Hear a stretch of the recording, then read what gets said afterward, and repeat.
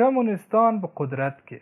اوس د یو شالید پر اساس ځینې کسان دا ادعا کوي چې د افغانستان کمونستان د شوروي د لاس الې وې. کمونستان که څه هم له مسکو سره نږدې و خو پوره تابع او مطلق ګوډاګي نه و.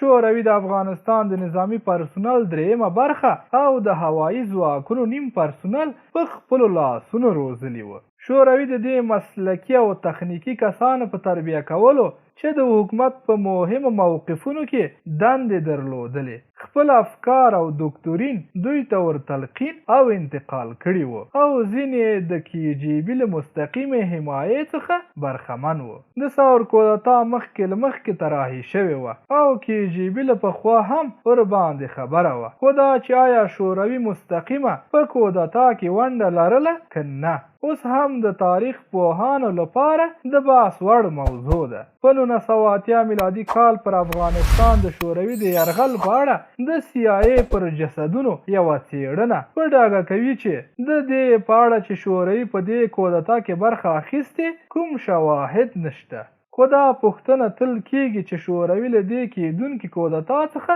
څومره خبر و او څومره یې د هغې په تشویق یا تعقیبې کې رول درلود. وروسته د CIA د استخباراتي تحقیقاتو مرکز د یوې پلټنې په پای کې وویل چې مسکو له دې کودتا څخه مخکې له مخکې خبر و، خو دا کودتا تر هغه وخته چې شوروي توقع درلوده مخکې وشوه او علت هم په کابل کې توند او چټک بدلونونه او سیاسي تغییرات وو. د 1988 میلادي کال د اپریل په 18 د PDPA د نامتو غړي میر اکبر خیبر وژل کېدل د دې کودتا لومړني زړي وکرل. کمونستانو چې د خیبر د مرګ پړه پر داوود او CIA ور واچوله په کابل کې ستر لاریونونه وکړل. داوود په غبرګون کې دوه مهم غړي ترکه یو کارمل زنداني کړل. د اپریل په 18 د نظامی ځواکونو خلق پلوه کسانو د ولسمشرۍ ماڼۍ په طرف د 50 ټانګونو په واسطه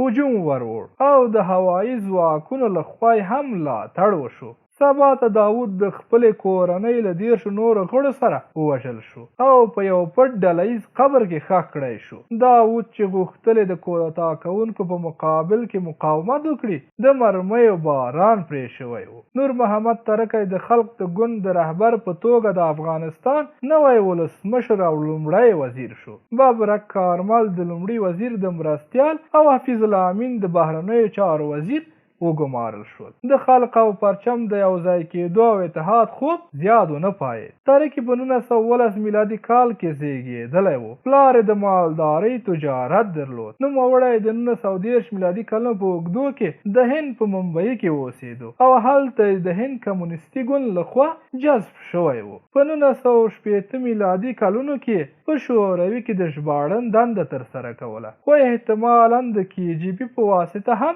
تمویلېده. په 1915 میلادي کال کې د PDPA ګوند بنسټ کېښود او د 1920 میلادي کلونو په لومړیو کې په واشنګټن کې د افغانستان په سفارت کې د مطبوعاتي اتشې دنده پیل کړه. هغه د دې ترڅنګ یو ناولیست یعنې ناول لیکونکی هم و چې د پښتنو کلاسیک قبیله‌ایي نظام په مارکسیستي ډیالکټیکه ژبه روایت کوو.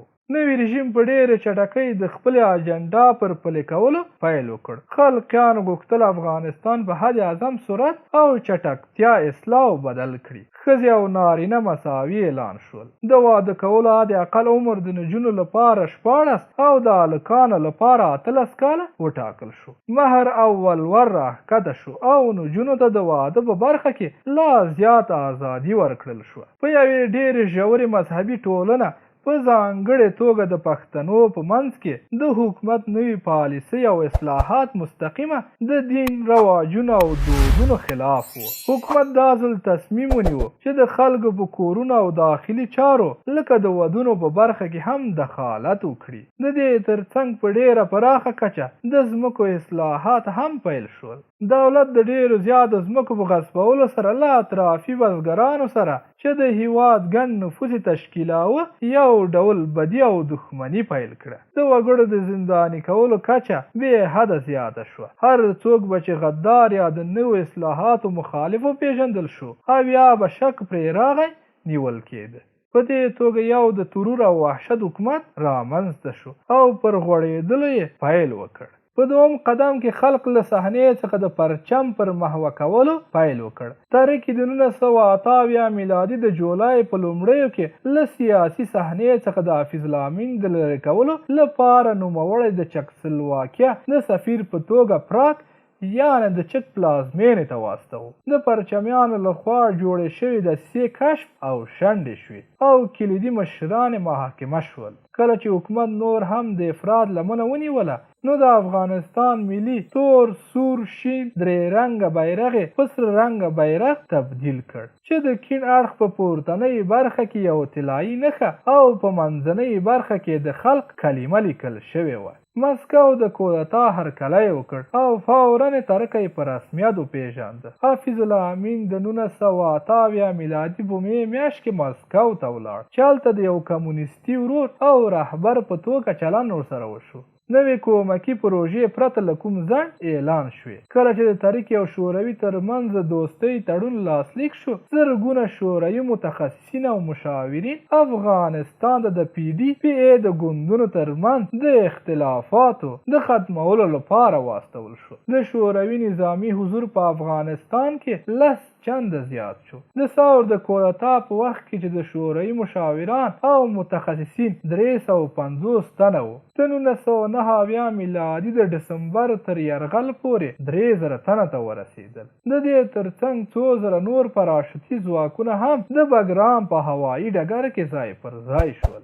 ډېرو لوړ رتبه چارواکو د کابل لیدنې پیل کړې چې د وضعیت په اړه مسکو ته احوال ورکړي. له کودتا سره سم د رژیم په مقابل کې مقاومت هم پیل شو. د 1988 میلادي تر مني پورې کمونستان د هیواد زیاتې برخې لکه د مرکزي هزارجات سیمې په شمال کې د بدخشان شاوخوا تاجک میشته سیمې او پښتون میشته سیمې لکه کونړ او نورستان له لاسه ورکړي. په کابل کې د هغه وخت د امریکا سفارت چې خپل ټولې کومکي پروژې درولې وې د اټکل له مخې د 1988 تر نیمایي پورې د افغانستان نیمه برخه د کمونستانو له کنټروله وتلې وه.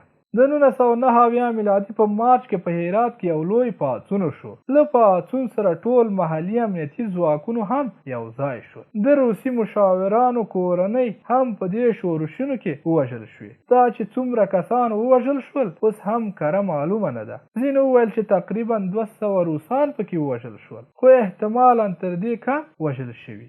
تاریخ له روسیې څخه د نظامي دخالت غوښتنه وکړه چې پاڅون غلی کړي خو روسیې زړه ښه نه کړ. ترکه یې مسکو ته وتښتېد چې قضیه له نږدې د شوروي له پولیټ بورو سره شریکه کړي. هلته له ده سره د لا ډېرو وسلو او مشاورانو ژمنه وشوه خو د مستقیم نظامي دخالت وعده ورنه کړل شوه. د افغانستان کمونیستي حکومت د دې پاڅونونو پړه د ایران پر نوي اسلامي جمهوریت او آیت الله خمیني ور واچوله. په دې کې شک نشته چې خمیني له پاڅونونو سره او همدرده و خو د پاڅون اصلي لامل خپل افغانانو هم شیعهګان او هم پښتانه. یوه اونۍ وروسته د کابل حکومت بیا را ژوندی شو. افغان هوایي ځواکونو هرات د ایلوشین 28 په واسطه بمبار کړ او د PDPA ته متحد زرهي ځواکونو دا ښار د مارچ تر وروستیو پورې بیرته لاسته راوړ. د مړو تخمین له 4000 تر 25000 تنه ته رسېده. په 1992 میلادي کال کې یو ډله ییز قبر کشف شو چې 2000 مړي پکې ښخ وو. ترکه د هرات د پیښې له امله رسوا او په یو نمایشي او تش په نوم ځواکمن بدل شو. حافظ الله امین چې د لومړي وزیر مقام خپل کړی و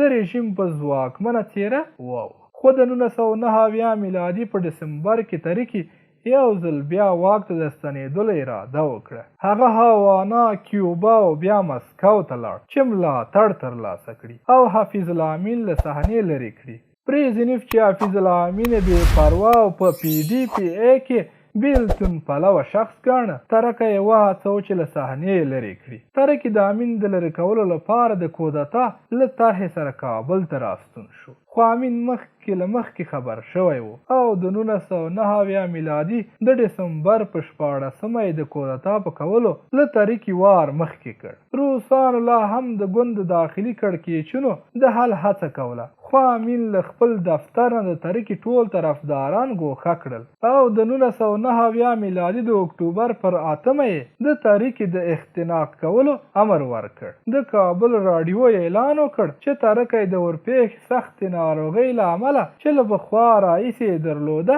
ومړ. پولیټ بورو او بریزنیف د امین دې کار سخت کوسه کړ. حفیظ الامین په 1921 میلادي کال کې کابل ته نږدې زیږېدلی و. له کابل پوهنتون نه تر فارغېدو وروسته یې د نیویارک په کولمبیا پوهنتون کې د استادانو په کالج کې د ماسترۍ زده کړې پای ته ورسولې. په 1922 میلادي کې د دکتورا زده کړو لپاره بیا کولمبیا ته ولاړ. هغه په امریکا متحده ایالاتو کې د افغان محصلینو د اتحادیې مشر هم پاتې شوی و او د عقیدې له اړخه یو ژمن کمونیست و. هغه په 1965 کې کابل ته راستون شو او د PDPA د تمویل په برخه کې هڅې وکړې. په 1969 کې په افغانستان کې لومړنی کمونیست غړی و چې پارلمان ته یې لاره پیدا کړه. نوموړي د 1970 میلادي کلونو په اوږدو کې کمونیستي ګوند ته د نظامي کسانو او د هوایي ځواکونو د افسرانو په راجلبولو کې ډېر